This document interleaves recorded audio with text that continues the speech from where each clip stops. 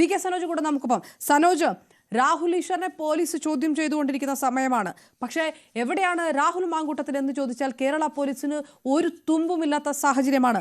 സ്വാഭാവികമായിട്ടും രാഹുൽ മാങ്കൂട്ടത്തിലിൻ്റെ അറസ്റ്റ് ഉണ്ടാകാതിരിക്കുകയും രാഹുൽ എവിടെയാണെന്ന് കണ്ടുപിടിക്കാതിരിക്കുകയും ചെയ്തു കഴിഞ്ഞാൽ അതിൽ ഗുണമുണ്ടാകുന്നത്, ഈ വിഷയം ഇങ്ങനെ ആളിക്കത്തിച്ച് നിർത്തിയാൽ ഗുണം കിട്ടുന്നത് ഭരണപക്ഷത്തിനാണ് എന്നുള്ളതിൽ എന്താണ് തർക്കം? വലിയ തരത്തിൽ ശബരിമല സ്വർണ്ണക്കൊള്ളയടക്കം വലിയ വിഷയമായി ഉയർത്തിപ്പിടിച്ചുകൊണ്ട് തദ്ദേശ തെരഞ്ഞെടുപ്പിൽ കോൺഗ്രസ് ആ വിഷയം ഉയർത്തിപ്പിടിക്കുന്ന സമയത്താണ് വീണ്ടും രാഹുൽ മാങ്കൂട്ടത്തിൽ വിഷയം വരുന്നത്. അതുകൊണ്ട് ഇത് അറസ്റ്റ് വൈകിപ്പിക്കുന്നത് CPM ആണ്, ഭരണപക്ഷമാണ് എന്ന് കോൺഗ്രസ് ആരോപിക്കുന്നതിൽ കഴമ്പില്ലാതുണ്ടോ?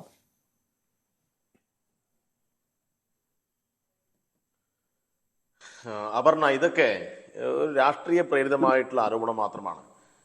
നിങ്ങളൊരു കാര്യം മനസ്സിലാക്കേണ്ടത്, ഈ രാഹുൽ മാങ്കൂട്ടത്തെ പോലെ ഒരു പ്രവർത്തനം മുൻനിർത്തിയിട്ടൊന്നും വോട്ട് ചോദിക്കേണ്ട, അതിനെ കേന്ദ്രീകരിച്ച് ഒരു ചർച്ച നടത്തി വോട്ട് പിടിക്കേണ്ട ഗതികേടൊന്നും കേരളത്തിലെ കമ്മ്യൂണിസ്റ്റ് പാർട്ടിക്കോ കേരളത്തിലെ ഇടതുപക്ഷത്തിനോ ഇല്ല. ഇടതുപക്ഷത്തിന്റെ കാര്യങ്ങൾ സംബന്ധിച്ച് ഈ തദ്ദേശ തെരഞ്ഞെടുപ്പിൽ ഞങ്ങൾ കൃത്യമായ മാനിഫെസ്റ്റോ പുറത്തിറക്കുന്നു, പ്രാദേശിക വികസന കാര്യങ്ങൾ ജനങ്ങളുമായി സംവദിക്കുന്നു. അതിൻ്റെ കൂടെ എന്തിനു വേണ്ടി ഇടതുപക്ഷമാവണം എന്ന ചോദ്യത്തിന് ജീവിത അനുഭവത്തെ മുൻനിർത്തിയിട്ട് ഓരോ വോട്ടറും എന്തുകൊണ്ട് ഞാൻ ഇടതുപക്ഷമാവുന്നു എന്ന് പറയുന്നൊരു ഘട്ടമാണ്. അപ്പം അത്രയേറെ വികസന പ്രവർത്തനങ്ങൾ നമ്മുടെ നാട്ടിൽ നടന്നിട്ടുണ്ട്. നിങ്ങളെപ്പോലെയുള്ള മാധ്യമപ്രവർത്തകർക്ക് അതറിയാത്തത് കൊണ്ടല്ല. അപ്പം ഞങ്ങൾ ഈ തെരഞ്ഞെടുപ്പിനെ രാഹുൽ മാങ്കൂട്ടത്തിൻ്റെ വിഷയം വെച്ചിട്ടല്ല കൈകാര്യം ചെയ്യാൻ പോകുന്നത്. ഞങ്ങൾ തെരഞ്ഞെടുപ്പിനെ നേരിടുന്നത് ജനങ്ങളോട് നിങ്ങളുടെ റിപ്പോർട്ടർമാരെ വിവിധ കേന്ദ്രങ്ങളിൽ അയച്ചാൽ മനസ്സിലാക്കാൻ വേണ്ടി കഴിയും. ഞങ്ങളുടെ പൊതുയോഗത്തിൽ പ്രസംഗിക്കുന്ന കാര്യങ്ങൾ, ഞങ്ങളുടെ കുടുംബയോഗത്തിൽ പ്രസംഗിക്കുന്ന കാര്യങ്ങൾ. ഞാനിപ്പോൾ ഇവിടെ ഇരിക്കുന്നത് രാവിലെ മുതൽ നിരവധി തെരഞ്ഞെടുപ്പ് യോഗങ്ങളിൽ പങ്കെടുത്തുകൊണ്ടാണ്. ആ തെരഞ്ഞെടുപ്പ് യോഗങ്ങളെല്ലാം ഞങ്ങൾ പ്രാദേശികമായിട്ടുള്ള വികസനവും കേരളത്തിൻ്റെ വികസനവും എല്ലാം ഉൾപ്പെടെയുള്ള കാര്യങ്ങൾ സംബന്ധിച്ച് ജനങ്ങളോട് പറയുന്നത്. അതുകൊണ്ട് ഞങ്ങൾക്ക് എന്തോ ഒരു രാഷ്ട്രീയ നേട്ടം ഉണ്ടാക്കാൻ വേണ്ടി ഇമാതിരി കാര്യം ഉപയോഗിക്കുന്നു എന്ന തലത്തിലേക്ക് ഇതിനെ ചുരുക്കിക്കെട്ടരുത് എന്ന് എനിക്ക് ആദ്യം തന്നെ പറയാനുള്ളത്. ഇവിടെ യഥാർത്ഥത്തിൽ എന്താണ്, ഒരു പെൺകുട്ടി, ആ പെൺകുട്ടിക്കുണ്ടായിട്ടുള്ള കൊടിയ പീഡനങ്ങൾ സംബന്ധിക്കുന്ന വാർത്തകൾ നേരത്തെ തന്നെ പൊതുസമൂഹത്തിൽ വരുന്നു. പക്ഷെ ഭയം കൊണ്ട് പെൺകുട്ടികൾക്ക് രേഖാമൂലം പരാതി കൊടുക്കാൻ ഉള്ള സാഹചര്യം ഉണ്ടായിട്ടില്ല. അതിലൊരു പെൺകുട്ടി ഇപ്പം ധൈര്യപൂർവ്വം കേരളത്തിൻ്റെ മുഖ്യമന്ത്രിയെ കണ്ട് പരാതി കൊടുത്തു. അത് വാർത്തയാവുന്ന സന്ദർഭത്തിൽ രാഹുൽ മാങ്കൂട്ടം മുങ്ങിയിരിക്കുകയാണ്. എവിടേക്കാണ് മുങ്ങിയത് എന്ന് കണ്ണൂരിലെ സുധാകരനോടോ അല്ലെങ്കിൽ സന്ദീപ് വാര്യരോടോ അല്ലെങ്കിൽ അവരെ ഇപ്പോഴും നല്ലതുപോലെ പ്രൊട്ടക്ട് ചെയ്തുകൊണ്ടിരിക്കുന്ന അടൂർ പ്രകാശ് ഉൾപ്പെടെയുള്ള ആളുകളോട് നിങ്ങൾ ചോദിക്കണം, എങ്ങോട്ടാണ് നിങ്ങൾ രാഹുലിനെ ഒളിപ്പിച്ചത് എന്ന്. ഇപ്പം രാഹുലിനെ സംരക്ഷിക്കാനും ഒളിവിൽ പാർപ്പിക്കാനുമെല്ലാം കേരളത്തിലെ കോൺഗ്രസ് നല്ലതുപോലെ മുൻകൈ എടുത്തിട്ടുണ്ട് എന്ന കാര്യത്തിൽ ഒരു തർക്കവുമില്ല. പക്ഷെ കേരളത്തിലെ പോലീസ് സംവിധാനത്തെക്കുറിച്ച് നമുക്ക് അറിയാലോ. കേരളത്തിലെ പോലീസ് ഇന്ത്യയിലെ ഏറ്റവും മികച്ച പോലീസാണ്. എന്ന് ഞങ്ങൾ AKS സെൻ്ററിൽ പത്രക്കുറിപ്പ് വിട്ട് പറഞ്ഞതല്ല. കേന്ദ്ര ആഭ്യന്തര മന്ത്രാലയം തന്നെ നിരവധി പുരസ്കാരങ്ങൾ കേരളത്തിലെ പോലീസ് കൊടുത്തിട്ടുണ്ട്. അതുകൊണ്ട് രാഹുൽ മാങ്കൂട്ടമല്ല, ഏത് രാഹുൽ ഈശ്വരായി കഴിഞ്ഞാലും കേരളത്തിലെ പോലീസ് അന്വേഷിക്കുന്ന ഒരു കേസിൽ നിന്ന് അധിക കാലം ഒറ്റയൊരുത്തനും ഒളിച്ചു നിൽക്കാൻ വേണ്ടി കഴിയില്ല. ഇപ്പം 2 ദിവസമായിട്ട് അയാളെ കാണുന്നില്ല എന്ന കാര്യം സത്യം തന്നെയാണ്. പോലീസ് ഫലപ്രദമായിട്ട് അന്വേഷിക്കുന്നുണ്ട്. ഒടുവിൽ പിടിക്കപ്പെടും എന്ന കാര്യത്തിൽ ഒരു തർക്കവുമില്ല. അതുകൊണ്ട് അയാളെ അറസ്റ്റ് നീട്ടിക്കൊണ്ടുപോകുന്നതല്ല ഇവിടെ ചർച്ച ചെയ്യേണ്ടത്, അല്ലെങ്കിൽ നീണ്ടുപോകുന്നു എന്നല്ല ഇവിടെ ചർച്ച ചെയ്യേണ്ടത്. അയാളെ പോലെയുള്ള പെർവെർട്ടുകളെ സംരക്ഷിക്കുന്ന അശ്ലീല യൂട്യൂബർമാരായിട്ടുള്ള ഈ രാഹുൽ ഈശ്വറിനെ പോലെയുള്ള ക്രിമിനലുകൾ, അയാളെ സംരക്ഷിക്കുന്ന സന്ദീപ് വാര്യരെ പോലെയുള്ള അല്ലെങ്കിൽ കോൺഗ്രസിന്റെ നേതൃനിരയിൽപ്പെട്ട ആളുകളുടെ നിലപാടുകൾ, ഇതൊക്കെയാണ് വളരെ ഗൗരവമായി ഇവിടെ ചർച്ച ചെയ്യേണ്ടത്. ഇതിപ്പോൾ ഒരു പെൺകുട്ടിയുടെ മാത്രം കേസല്ലല്ലോ. പല ആളുകളും ഇപ്പോൾ ഈ പെൺകുട്ടിയെ കേന്ദ്രീകരിച്ച് പറയുന്നു, അയ്യോ അങ്ങനെയാണ് ഇങ്ങനെയാണെന്നൊക്കെ പറയാണല്ലോ. യഥാർത്ഥ ഒരു പെൺകുട്ടി മാത്രമല്ലല്ലോ. ഇവിടെ നിങ്ങളുടെ ചാനലിൽ കൂടി തന്നെ എനിക്ക് തോന്നുന്നത് മറ്റൊരു പെൺകുട്ടിയുടെ കൂടി ശബ്ദ സന്ദേശം പുറത്ത് വിട്ടിട്ടുണ്ടായിരുന്നു. നിങ്ങളെ ന്യൂസ് 8 വിട്ടോന്ന് എനിക്ക് ഓർമ്മയില്ല. ഏതായാലും കുറേയേറെ ചാനലുകൾ ആ ഒരു ശബ്ദ സന്ദേശം വിട്ടിട്ടുണ്ടായിരുന്നു. അതിനകത്തും ഒരു പെൺകുട്ടി നിലവിളിച്ചുകൊണ്ട് പറയുന്നുണ്ട് ആ കുട്ടിക്ക് ഏറ്റുവാങ്ങേണ്ടി വന്ന പീഡനം സംബന്ധിച്ച്. വിവാഹ വാഗ്ദാനം നൽകപ്പെട്ടു എന്നത് ചതിക്കപ്പെട്ടു എന്ന് ആ കുട്ടി പറഞ്ഞിട്ടുണ്ട്. ഇപ്പോൾ തിരുവനന്തപുരത്ത് നിന്ന് മറ്റൊരു പെൺകുട്ടി, ഒരു KSUക്കാരിയായിട്ടുള്ള ഒരു പെൺകുട്ടിയുടെ ചില വാർത്തകൾ സോഷ്യൽ മീഡിയ വഴി പ്രചരിക്കുന്നുണ്ട്, മറ്റു ചില കാര്യങ്ങൾ സംബന്ധിച്ച് പ്രചരിക്കുന്നുണ്ട്. അപ്പോൾ നിരവധി പെൺകുട്ടികളെ തൻ്റെ അധികാരം ഉപയോഗപ്പെടുത്തി, തനിക്ക് സംഘടനയുള്ള സ്ഥാനം ഉപയോഗപ്പെടുത്തി, തൻ്റെ മറ്റ് സെലിബ്രിറ്റി പരിവേഷം ഉപയോഗപ്പെടുത്തിയിട്ട് നല്ലതുപോലെ സ്വാധീനിച്ച് പീഡിപ്പിച്ചു എന്നതാണ് കാര്യം. ഇത് കാര്യങ്ങളെല്ലാം വ്യക്തമായി അറിയാവുന്ന കോൺഗ്രസിന്റെ നേതൃത്വം ഇതെല്ലാം അറിഞ്ഞിട്ടുമാണ് ഇദ്ദേഹത്തെ MLA ആക്കി വെച്ചത്. ഇദ്ദേഹത്തെ പേരിന് സസ്പെൻഡ് ചെയ്തു എന്ന് പറഞ്ഞൊരു പത്രക്കുറിപ്പ് ഇറക്കിയിട്ട് എങ്ങോട്ടാ ഇയാളെ കൊണ്ടുപോയത്?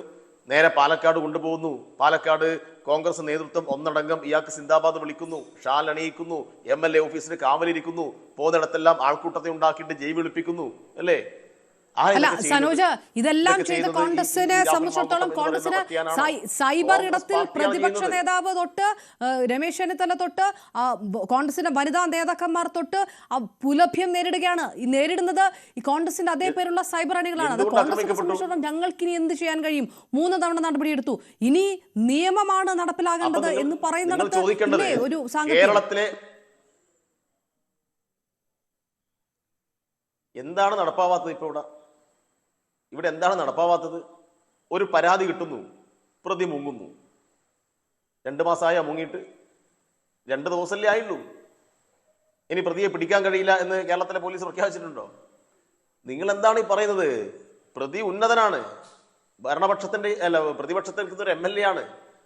അയാളെ ഇപ്പോഴും ആ പാർട്ടി സംരക്ഷിക്കുന്നു എന്ന കാര്യം നമുക്കറിയാം.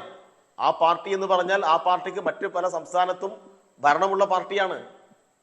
ഇപ്പൊ കർണാടകയിലെ കോൺഗ്രസിനെ വിളിച്ചു പറഞ്ഞിട്ട് ഇവിടുത്തെ കോൺഗ്രസ് അയാളെ സംരക്ഷിക്കണോ നോക്കേണ്ടതുണ്ട്. അപ്പോൾ MLA എന്ന നിലയിൽ പലവിധ സ്വാധീനം ഉപയോഗപ്പെടുത്തിയിട്ട് കുറച്ചു കാലം അയാൾക്ക് പോലീസിനെ എല്ലാം വെട്ടി നിൽക്കാൻ വേണ്ടി കഴിയുമായിരിക്കും. പക്ഷേ അതുകൊണ്ട് ഇവിടെയുള്ള നിയമ സംവിധാനം ആകെ തകർന്നു പോയി. അതെല്ലാം ഭരണപക്ഷം ഏറ്റുകൊള്ളണം എന്നൊന്നും വ്യാഖ്യാനിച്ച് അങ്ങനെ ഒരു ചർച്ചയിലേക്ക് പോകരുത്. അതുകൊണ്ട് അയാളെ സംരക്ഷിക്കാൻ വേണ്ടി മുന്നോട്ട് വരുന്നത് കോൺഗ്രസ് പാർട്ടിയാണ്. കോൺഗ്രസ് പാർട്ടിയുടെ നേതൃത്വം ആരുടെ കൈകൾ എന്നുകൂടി ഇപ്പോൾ ഗൗരവമായി ചർച്ച ചെയ്യേണ്ട ഒരു കാര്യമാണ്. കേരളത്തിലെ കോൺഗ്രസിന്റെ നേതാവാരാ? കേരളത്തിൽ കോൺഗ്രസ് നേതാവ് ഉണ്ടോ? ഇപ്പൊ ചില ആളുകൾ പറഞ്ഞു, അയ്യോ കോൺഗ്രസ് പുറത്താക്കിയിരിക്കുന്നു, പിന്നെന്താ പ്രശ്നം? പിന്നെ ഞങ്ങളുടെ കോൺഗ്രസിൽ പിന്നെ എന്താ പറയുന്നത്, പലർക്കും പല അഭിപ്രായം ഉണ്ടാവും, അതൊക്കെ പ്രകടിപ്പിക്കാനുള്ള പാർട്ടിയാണ് ഞങ്ങളുടെ പാർട്ടി എന്ന്. ഏത് ഈ ഭൂലോക പർവ്വത്തിനെ ന്യായീകരിക്കാൻ വേണ്ടിയിട്ട് ഈ കോൺഗ്രസിൽ ആളുകൾക്ക് അവകാശമുണ്ടോ? അങ്ങനെ അവകാശം കൊടുക്കുന്ന പാർട്ടിയാണോ കോൺഗ്രസ്? കൊടുത്തുകൊണ്ടിരിക്കുകയാണ്. ഇന്നലത്തെ വീക്ഷണം പത്രം നോക്കിയാൽ നമുക്ക് മനസ്സിലാക്കാൻ വേണ്ടി കഴിയും. വീക്ഷണം പത്രത്തിനകത്ത് രാഷ്ട്രീയ വേട്ടയുടെ ഇര എന്ന് വിശേഷിപ്പിക്കുന്നത്. യഥാർത്ഥത്തിൽ കേരളത്തിലെ കോൺഗ്രസ് നേതൃത്വം ഇവിടെ പറയേണ്ടത്, ഈ അതിജീവിതയുടെ കൂടെയാണോ കേരളത്തിലെ കോൺഗ്രസ് നേതൃത്വം നിൽക്കുന്നത്? അല്ലെങ്കിൽ ശരി, അത് ഞാൻ നേരത്തെ കോൺഗ്രസ് പാനലിസ്റ്റോട് ചോദിച്ചാണ്. ശരി സനോജ്, ഞാൻ തിരികെ എത്താം. ആ പോയിന്റ് അവിടെയാണ്. ഞാൻ അതിലേക്ക് തിരികെ എത്താം. അഡ്വക്കേറ്റ് ആശ ഉണ്ണിത്താൻ, ഒരുപാട് വൈകില്ല, എപ്പോഴാണെങ്കിലും അത് അറസ്റ്റിലേക്ക് നീങ്ങുമെന്ന് CPM പറയുന്നുണ്ട്. പക്ഷേ നിയമപരമായിട്ട് ഇതൊരു മുൻകൂർ ജാമ്യത്തിലേക്ക് കടക്കാനുള്ള ഒരു സാധ്യത, അറസ്റ്റ് വൈകുന്നതാണോ അതോ വൈകിപ്പിക്കുന്നതാണോ, അറസ്റ്റിലേക്ക് കടക്കുമോ, അങ്ങനെ ഒരു അറസ്റ്റിലേക്ക് കടക്കാനുള്ള ഒരു സാഹചര്യം ഉണ്ടോ എന്നുള്ളതൊക്കെ നിയമപരമായിട്ടുള്ളൊരു വിഷയമാണ്. സൈബർ ആക്രമണവുമായിട്ട് ബന്ധപ്പെട്ടുള്ള ഒരു കേസ്, അതിൽ ചോദ്യം ചെയ്യാൻ മറ്റൊരു വിഭാഗത്തെ വിളിപ്പിച്ചിരിക്കുന്ന മറുവശത്ത് നടക്കുകയാണ്. നിയമപരമായിട്ട് അതിജീവിതയ്ക്ക് ആശ്വാസമാകുന്ന, പിന്തുണ നൽകുന്ന എന്ത് പ്രതീക്ഷയാണ്, ഏതെല്ലാം പോയിന്റുകളാണുള്ളത് ഈ സമയത്ത്?